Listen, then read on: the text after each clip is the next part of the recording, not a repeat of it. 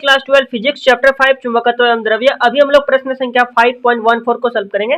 देखिए 5.14 प्रश्न क्या कहता है कि यदि प्रश्न 5.13 में वर्णित चुंबक को 180 डिग्री से घुमा दिया जाए तो संतुलन बिंदुओं की नई स्थिति क्या होगी। मतलब 5.13 जो हमने जो आपको मैंने बताया था वहां पर से आपको बनाना। देखिए वो वाला हमने जो चुंबक जो लिया था ना छड़ चुंबक, उसको यदि हम लोग 180 में घुमा दें तो 180 में घुमा दो तो क्या होगा, नॉर्थ साउथ की ओर चला जाएगा, साउथ नॉर्थ की ओर चला जाएगा। बस इतना ही ना होगा।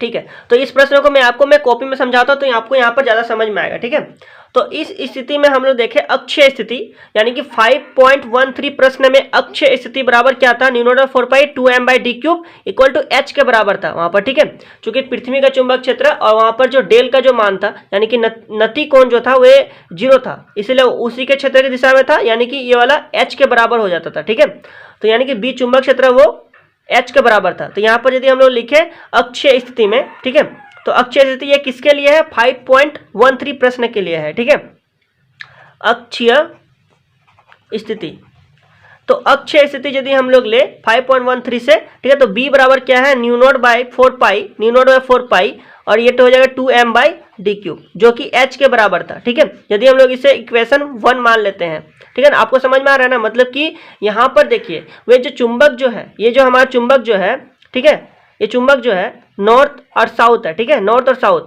ठीक है, तो नॉर्थ और साउथ हमने लिया, तो इस चुंबक को क्या करेंगे, अब हम लोग घुमा देंगे 180 में। तो 180 यदि हम लोग इसे घुमाएंगे तो ये साउथ ऊपर चलाएगा, नॉर्थ नीचे आ जाएगा।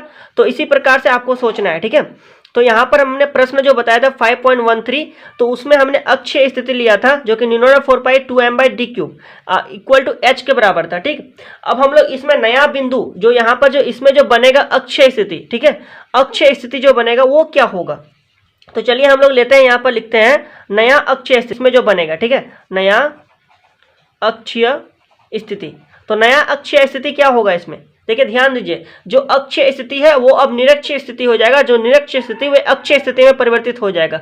यानी कि जो इसका अक्षीय स्थिति जो होगा वे क्या होगा, निरक्षीय स्थिति के बराबर होगा, क्योंकि यहाँ पर इसे हम लोग पलट दे रहे हैं। ठीक है, तो इसके पहले वाले प्रश्न नहीं देखे तो पहले आप लोग उसे देखिए, तो यहाँ पर ज्यादा करके कंसेप्ट आपका क्लियर रहेगा। ठीक है, तो यहाँ पर नया यदि हम लोग अक्षीय स्थिति देखें तो वे कितना होगा, चलिए नया अक्षीय स्थिति यानी कि इसे हम लोग बी डैश मान लेते हैं, B1 मान लेते हैं। ठीक है, तो वे क्या होगा, निरक्षीय स्थिति के बराबर होगा, क्योंकि उसे हम लोग क्या कर दिए हैं, बदल दिए हैं, यानी कि m बाई डी। अब यहाँ जो डिस्टेंस जो है, चलिए उसे हम लोग d डैश मान लेते हैं। ठीक है, d डैश मान लेते हैं और क्यूब इसे हो जाएगा। ठीक है, तो मतलब कि नया अक्षीय स्थिति वे क्या होगा, निरक्षीय स्थिति के बराबर होगा। क्लियर यहाँ तक, ठीक है ना, समझ में आ रहा है ना। मतलब जो अक्षीय स्थिति जो इसका जो बनेगा वे क्या होगा, उसका निरक्षीय स्थिति के बराबर होगा, क्योंकि चुंबक अभी घूम चुका है। ठीक है, चुंबक घूम चुका है, मतलब जो हमने 5.13 में जो निरक्षीय स्थिति का जो बनाए थे निरक्षीय स्थिति में, तो वे अब क्या होगा, इसका अक्षीय स्थिति के बराबर होगा, क्योंकि ये 180 डिग्री में रोटेट कर चुका है। ठीक है, साउथ नॉर्थ और नॉर्थ साउथ में परिवर्तित हो चुका है। ठीक है ना, तो ये क्या होगा, निरक्षीय स्थिति में होगा। चलिए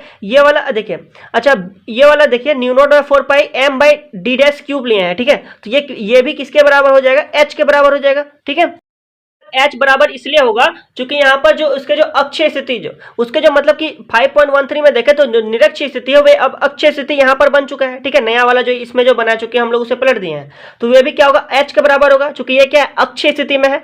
तो अक्षीय स्थिति में जो है और वहां पर जो पृथ्वी का जो चुंबक क्षेत्र था उसी के दिशा में था, यानी कि डेल जो था वहां पर 0 डिग्री था, यानी कि नति कोण जो था वह 0 डिग्री था, तो मतलब उसी अक्ष में है। ठीक है, तो अक्षीय स्थिति भी यहाँ पर क्या होगा, h के बराबर होगा। इसे हम लोग मान लेते हैं इक्वेशन 2 मान लेते हैं। ठीक है, इसे मान लेते हैं इक्वेशन 2। अब यदि हम लोग समीकरण 1 और 2 में देखें, समीकरण 1 और 2 में, ठीक है, तो समीकरण 1 और 2 में देखें तो यहाँ h बराबर है हमारा। ठीक है, तो मतलब कि हम लोग इतना बराबर इतना हम लोग लिख सकते हैं। ठीक है, तो यहाँ पर हम लोग लिखेंगे न्यू नॉट बाय 4 पाई, ठीक है, 2m बाई डी क्यूब, ठीक है, बराबर mu naught by 4 pi m by D dash cube, इतना के बराबर हो जाएगा। अब देखिए यहाँ पर जो कट रहा है हमारा उसे हम लोग काट सकते हैं आसानी से। ठीक है, तो देखिए यहाँ पर हम लोग देखें तो ये m और ये m हमारा कट जा रहा है। ठीक है, mu naught by 4 pi mu naught by 4 pi हमारा कट रहा है, तो हम लोग काट दिए। तो अब देखिए इधर क्या बचा, 1 बाई डी क्यूब बचा। ठीक है, 1 इधर 2 है ना, तो 2 बाई डी क्यूब बचा हमारा। ठीक है, इक्वल टू ये कट चुका है, ये कट चुका है, यानी कि 1 बाई डी डैश का क्यूब। ठीक है, 1 बाई डी डैश का क्यूब, इतना बचा है। अब चलिए इसको सॉल्व करते हैं हम लोग। तो यहाँ पर हमें क्या निकालना है, नया स्थिति निकालना है ना, जो संतुलन बिंदु घुमा दिया जाए तो संतुलन बिंदुओं की नई स्थिति क्या होगी। संतुलन बिंदु की नई स्थिति मतलब कि ये डी डैश जो हमने लिया है वह नई स्थिति होगा कि अब वह नई स्थिति कितना दूर पर बनेगा, ठीक है, कितना, तो ये वाला हमें निकालना है कितना सेंटीमीटर पर होगा, ठीक है। तो चलिए ये वाला हम लोग निकालते हैं। यहाँ पर डी डैश मतलब निकालना होगा क्योंकि इसका अब नया अक्षीय स्थिति उधर किधर बनेगा वो हमें निकालना है, संतुलन बिंदु पर निकालना है। तो यहाँ पर जो ये जो हम लोग निकालेंगे इसका डिस्टेंस वे इसका निकल जाएगा हमारा, ठीक है। तो यानी कि डी डैश क्यूब निकालने को कहा गया है, तो हम लोग इसे इस प्रकार से लिखें। चलिए इसको डी डैश क्यूब जो है इसे हम लोग इधर बुला लेते हैं, यानी कि हो जाएगा इधर D dash cube equal to D dash cube into 2 भी लिख सकते हैं हम लोग, और डायरेक्टली यदि करें तो डी डैश क्यूब बराबर डी क्यूब बाई 2 हो जाएगा, ठीक है। डी डैश क्यूब हमने इधर बुला लिया, इसको ऊपर लिखकर इसको नीचे लिखा, ठीक है, इतना तो आपको पता है। तो यहाँ पर चलिए अब हम लोग इधर मान बैठाते हैं, तो इधर हो जाएगा हमारा डी डैश, ठीक है, डी डैश क्यूब, ये वाला क्यूब है ना। चलिए इसको देखिए हम लोग क्या करते हैं, ये जो क्यूब जो है दोनों तरफ हम लोग क्यूब यदि कर देंगे, देखिए दोनों तरफ, मतलब कि इधर भी ये वाला जो इधर जो क्यूब जो है, तो इधर यदि हम लोग इसे बुला लेते हैं, इधर ये क्यूब जो है ना इसको यदि हम लोग इधर बुला लेते हैं तो ये क्या हो जाएगा, घनमूल हो जाएगा, ठीक है। तो यानी कि रूट इतना हो जाएगा, घनमूल इसका हो जाएगा ये वाला, क्योंकि हम लोग क्यूब को इधर बुला लिए, तो ये हो जाएगा डी क्यूब बाई 2 हो जाएगा। तो यदि हम लोग इधर देखें तो डी डैश बराबर, ये देखिए ये 3 बार है, डी गुना डी गुना डी 3 बार है, डी गुना डी गुना डी 3 बार है, तो ये वाला एक इसका तो काम इधर हो गया। लेकिन ये वाला देखिए इधर हमारा हो जाएगा 3 √2, मतलब कि ये वाला घनमूल है, ठीक है। तो √2 का ये घनमूल हो जाएगा, क्योंकि ये इसका तो नहीं होगा ना, ये 3 बार था तो एक बार इधर निकला, गुणनखल आपको घनमूल निकाला पता है, ठीक है। तो यानी कि चलिए आपको मैं यहाँ पर थोड़ा सा समझाता हूँ कि डी क्यूब है, यानी कि डी गुना डी 3 बार हो जाएगा, ठीक है। तो 3 बार रहे तो एक डी बाहर निकल जाता है, मतलब ये डी हो गया, ये तो इधर रह गया, यानी कि ये घनमूल 2 का घनमूल हमें पता कर लेना है, ठीक है। तो 2 का घनमूल आपको पता है कि कितना होता है, यानी कि 3 इधर ना घनमूल ऐसे करके हम लोग लिखते हैं, तो इसका मान जो होता है वह होता है 1.25, ठीक है। तो 1.25 हम लोग इसका मान यहाँ पर पुट अप करेंगे और इसका आंसर निकालेंगे। तो इधर हो जाएगा डी डैश बराबर डी का मान कितना है, डी का मान उसके प्रश्न संख्या 5.13 में डी का मान दिया गया था। चलिए आपको मैं यदि कॉपी दिखाऊं इधर, तो यहाँ पर देखिए 5.1 किताब दिखाऊं इधर, ठीक है। तो यहाँ पर देखिए 5.13 में जो डी का जो मान है 14 सेंटीमीटर है, ठीक है। तो इसी को हम लोग पुट अप कर देते हैं, डी का मान कितना था 14 सेंटीमीटर, ठीक, 14 सेंटीमीटर इधर हो गया बाय, और 2 का घनमूल तो कितना होगा 1.25, ठीक है। अब इसे आपको क्या करना है, सॉल्व कर लेना है। तो जब हम लोग सॉल्व करेंगे तो डी डैश बराबर कितना आएगा, इसे आप लोग सॉल्व भी कर सकते हैं, ठीक है।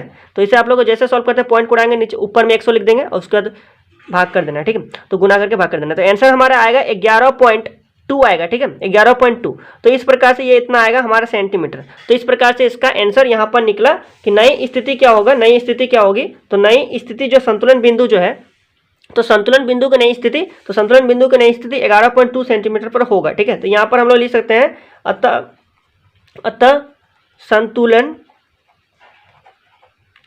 बिंदु की नई स्थिति 11.2 सेंटीमीटर पर होगा, ठीक है। तो इस प्रकार से ये वाला हमारे क्या हो गया, एक आंसर बन गया था, ठीक है। तो 5.14 में यही वाला प्रश्न था, तो प्रश्न आप लोग समझ चुके हैं, ठीक है।